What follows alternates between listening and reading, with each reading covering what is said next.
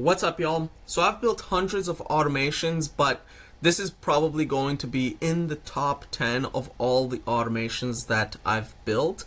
By the way, many of the automations that I'll be showing you can download 100% for free at afonto.com/automations. And the reason I say this is going to be in the top 10 is because I think it's probably going to have the highest monetary impact for my marketing efforts, because what it's going to allow us to do is essentially see where the bottlenecks lie. And so we're spending a certain amount of money every single month to advertise our services. And so what it's going to allow us to see is, are we booking enough people? Are they showing up? How much is are these leads costing us? What is our CAC? And all of these other metrics that we can easily grab from this table. So this is all sample data. Let me show you something else that's really, really cool that I really love about this. Something else that many tables are not able to do is they're not able to use lookup fields. And so, for example, the CAC over here is 0 because we closed 0 deals in this particular month. However, if we look, we still spent $2,691. And so if we spent $2,000, it's not actually representative of the next month's CAC. And so what we should actually be doing is we should be adding this month's CAC along with last month's CAC to figure out how much it cost us to get this new deal. And so we're able to automate this process of looking back at the previous months and then adding it. So as you can see, the CAC over here says 1,541, but in reality, we've spent 2 months getting no deals, right? And so what we should actually be doing is we should be grabbing the November numbers, we should be grabbing the August numbers, and we should be combining them with the December numbers. And when we do that, now we see that the CAC is a lot higher. And so I'll be showing you how we automate all of this stuff over here. But let's start with the prerequisite of prerequisites, which is that you need a CRM. And so where we're getting this data is inside our CRM. So if you don't have a CRM, then it's going to be very hard for you to track the data. I use HubSpot. You can use any CRM. It does not matter. Okay. The next thing is show or no shows, right? And so this is for the meeting. So when a meeting gets booked, we have this automation over here that basically just marks them as show or no show. And how it looks, if you wanted to get this completely for free, just go to afonto.com/automations, search show, just the way that I did it, and you can find these automations over here. And we've got all of the instructions to set it up. But essentially what it's doing is it's sending you a Slack message to mark it as a show or no show. So you need to actually mark these things, because if you want to get the analytics to see what your booking rates are, your show rates are, then you have to have a way of tracking this information, and this automation is going to make it super easy.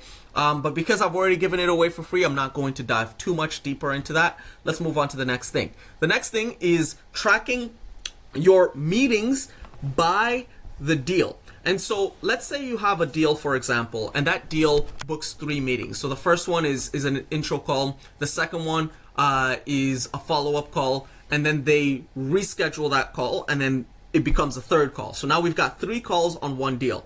We don't actually want to say that that deal has 3 calls, because we might have a month where we've got like 30, 40, 50 calls, and reality, it was just 10 deals, right? So that does not make any sense, right?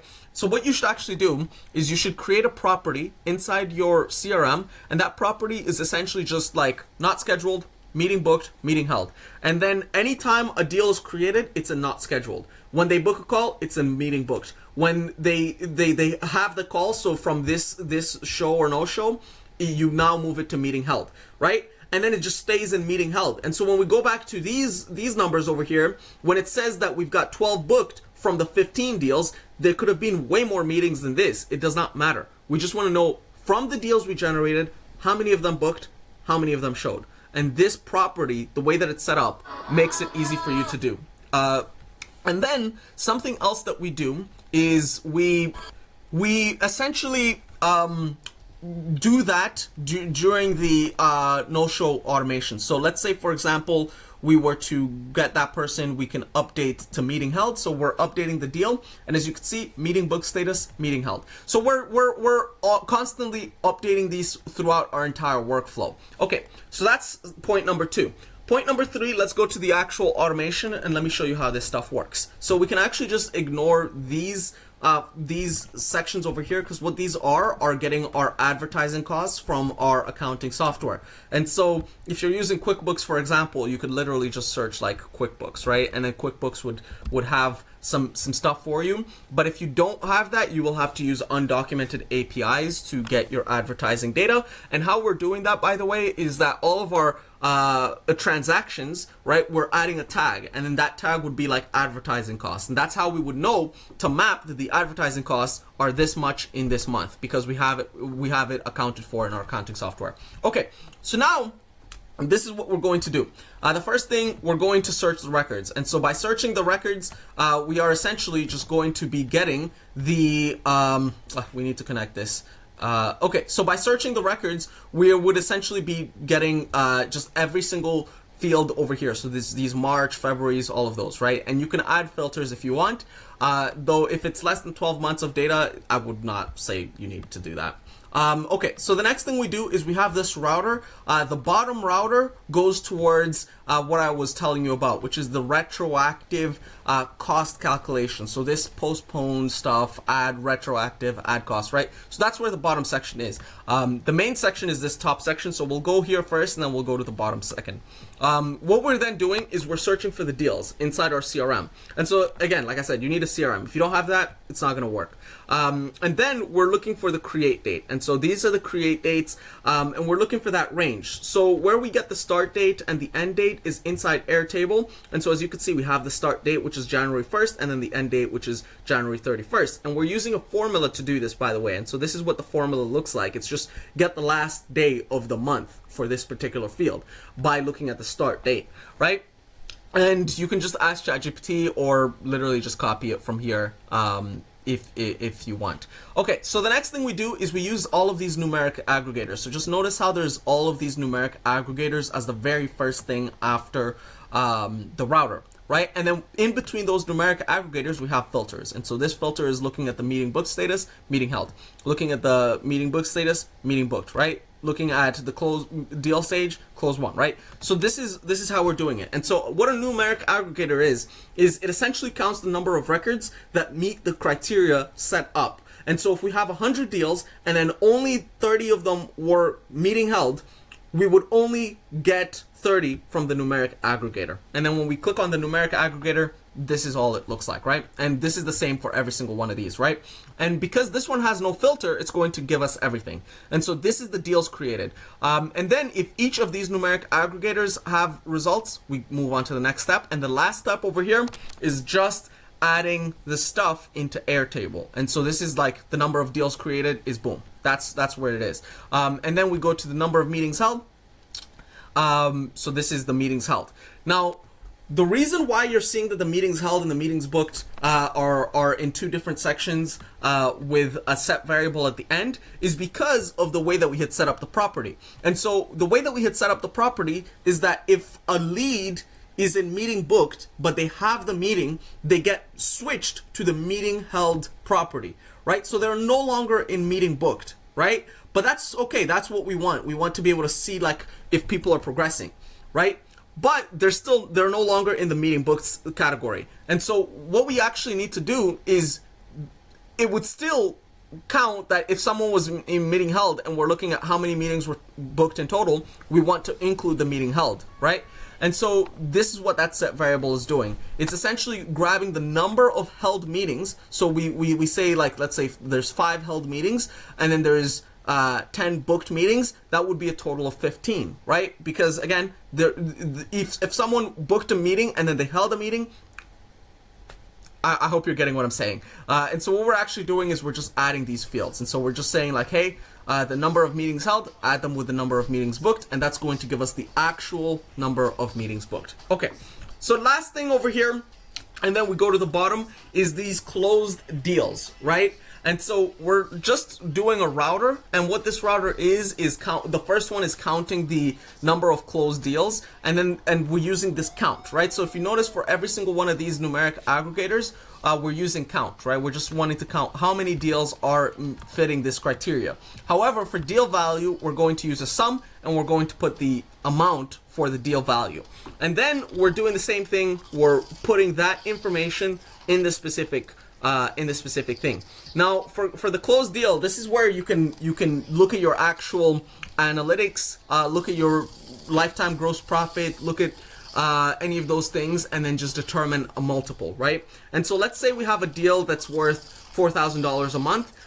Maybe you might want to multiply that by 4, 5, 6, depending on your churn rate. And if you're going to be going with lifetime gross profit, you would subtract that, right? And so let's say our lifetime gross profit is let's say our gross profit is 50%, right? But our clients on average stay for 6 months, right? So let's say they stay on average for 6 months, but our profit is 50%. We would just do 3. That's an example, right? You can choose any number you want, but this is how I've done it. And then I'm going to actually look at the finances and periodically change that number as my clients stay longer and as I get more data. Okay, so now we've got all of the data inside Airtable, and then something else to point out is that there's underlying formulas in every single one of these. And so the end date has a formula. We look at the cost per deal. This has a formula, right? We're doing a division, right? So if the date is created, if we have the thing, we just do advertising cost minus deal created, right? The show rate, the cost per meeting, all of these have underlying formulas. So just keep that in mind. And as they progress, sometimes they get a little bit more complex. But at the end of the day, this is the basic framework that if you are going to set this up, this is probably what I would recommend, right?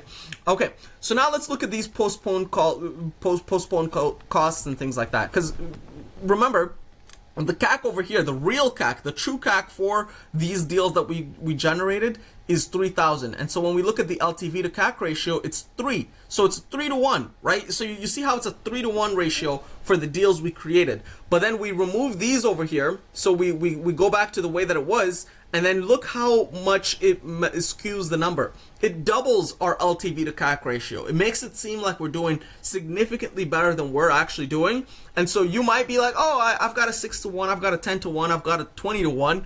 But in reality, when you actually look at your historical data, the numbers show a different thing. And so this is probably very important to set up. And so let's look at how we're doing this.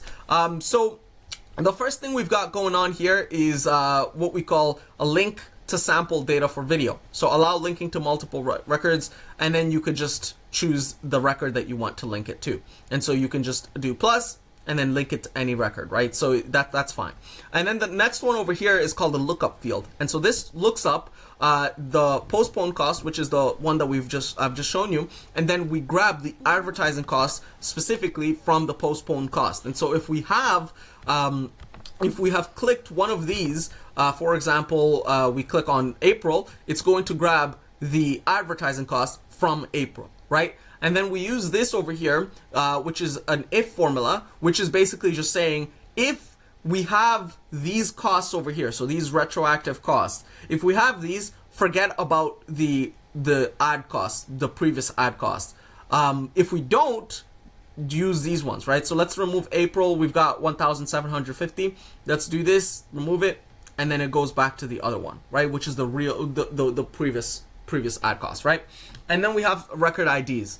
Okay, so that was just some background to show you guys what's happening. The next thing we're doing is we're using this text aggregator, and what this text aggregator is doing is basically just looking at the deals that fit that criteria, and then we are splitting the array, and probably worth showing you guys. So we've only got like a few minutes here, and then it's gonna kick me out. Let me show you guys. So we have to switch the. Oh yeah, I don't think we're gonna have enough time. Let me just show you guys. Yeah, because I got kicked out in 15. So this is what the split function looks like. This is what the array function looks like, and then we parse it into a JSON. And by parsing it into a JSON, it splits it into different groups, right? And so it basically says like, hey, these are in a group, and they should all be together, right? So that's what it's doing. And then finally we add the postponed costs in here like this. And so I hope you got the gist. I have to go. Bye.